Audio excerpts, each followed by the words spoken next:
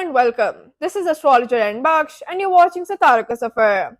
Today we'll discuss Saturn's upcoming transit into Pisces on 30th March 2025 and its effect on those with Gemini as their moon sign.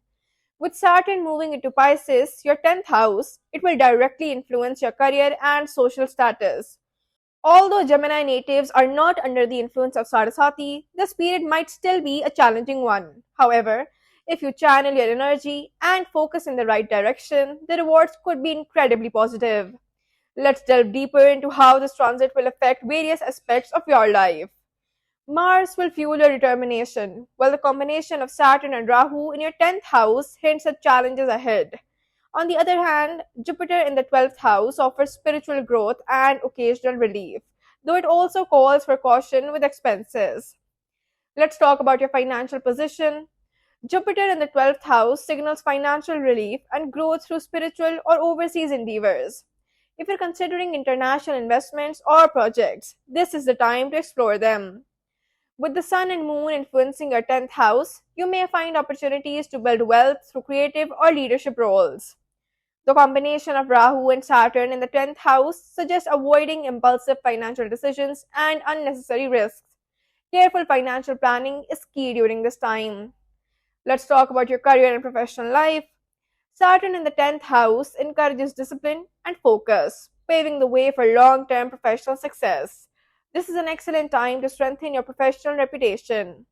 Mars in the first house boosts energy and confidence, helping you overcome career related obstacles effectively. Mercury retrograde might cause communication barriers, so pay extra attention to meetings and deadlines.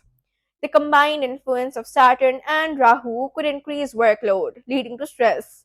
Time management will be crucial to handling these demands. Let's talk about your relationships and social life. With the Sun and Moon influencing your 10th house, your social presence is set to shine. This transit offers chances to build new connections and form meaningful partnerships.